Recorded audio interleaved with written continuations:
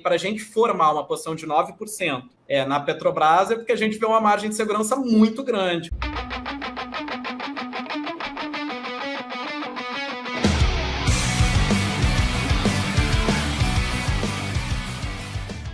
Nosso presidente Bolsonaro disse que tem vontade de privatizar a Petrobras e vai discutir o tema. Ele, com aquele jeito dele, falou: vou ver com a equipe o que a gente pode fazer.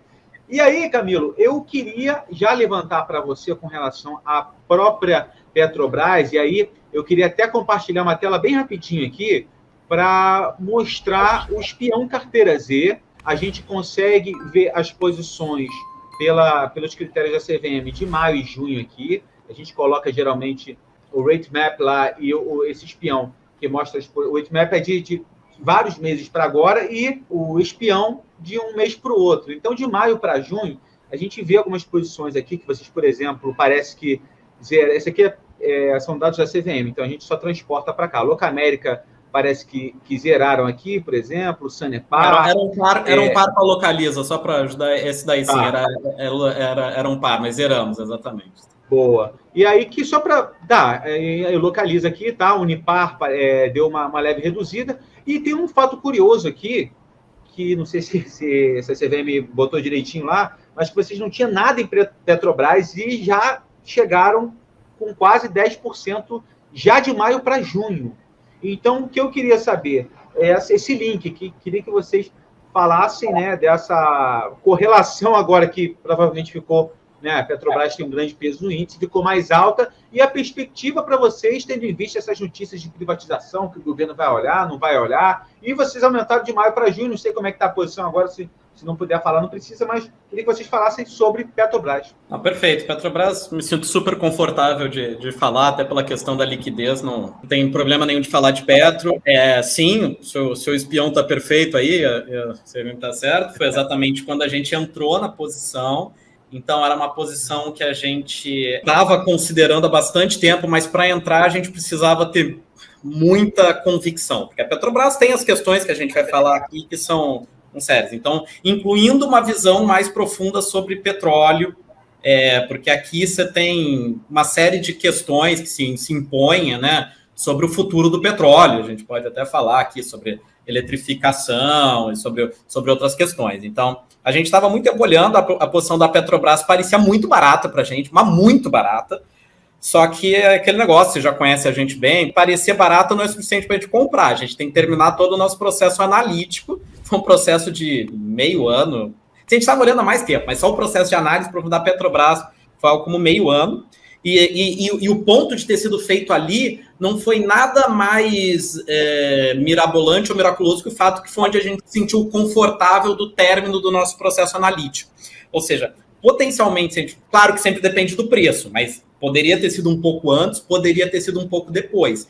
Então a gente terminou e a verdade é que, assim, para a gente o que apontou foi que com todos os riscos, e a gente tem lá toda a nossa sistemática de medida de risco, que a gente na carteira Z já comentou, podemos comentar aqui também, mas naturalmente a Petrobras é uma empresa que em várias métricas de risco a gente toma como bastante arriscada, por questões, especialmente a questão da influência governamental, é claro, a governança da empresa que é complexa e que complicada e que implica uma bela penalidade da nota. Então, assim, como vocês sabem, já nunca falo o valor justo que a gente vê das ações, mas o que eu posso falar que é fácil é que para a gente formar uma posição de 9% na Petrobras é porque a gente vê uma margem de segurança muito grande. Quando a gente fechou a análise, a empresa realmente parecia muito barata. E aí, entrando no ponto da correlação, ela tem uma correlação grande com Bolsa, com o Brasil, mas para o nosso portfólio, ela não é de todo ruim. E eu espero, assim, então, assim,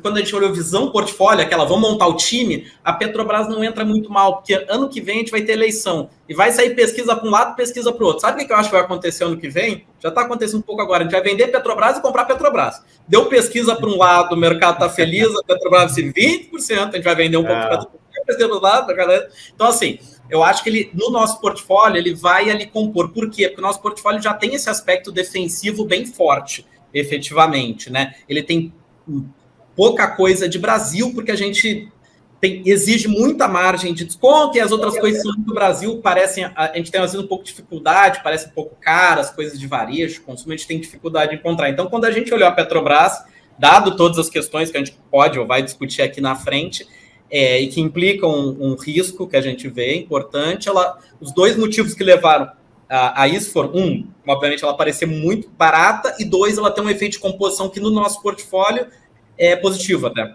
Compõe bem. Interessante, pegaram na veia aqui praticamente, né? Porque maio a Petrobras estava entre 23 e 26 reais ali, e agora já quase 30. Então, só de lá para cá, já entre 10% e 15% de alta nesse pouco tempo aí, 4 meses aí. E aí, só respondendo o que a gente fez um pouco, aí, exatamente, tem uma posição bem relevante em Petrobras, mas como todos aí vocês já sabem bem, que conhecem bem o nosso processo, mas falando para quem está assistindo aqui a gente pela primeira vez, a gente tem nossas curvas de alocação. Então, assim, a gente não acha que o valor justo da Petrobras mudou fundamentalmente muito entre maio e agora. Então, a ação começa a subir, a gente vai fazendo ali gradualmente uma redução de posição. Então, se a Petrobras continuar subindo muito, a menos que mude muito radicalmente alguma coisa, que faça a gente ver uma valorização, uma variação muito grande do valor justo da Petrobras. Mas nesse curto espaço de tempo, a gente não viu nada que significasse isso, por enquanto. Alguma privatização, se fosse o caso, alguma coisa mais sólida disso, né? Claro. Exatamente.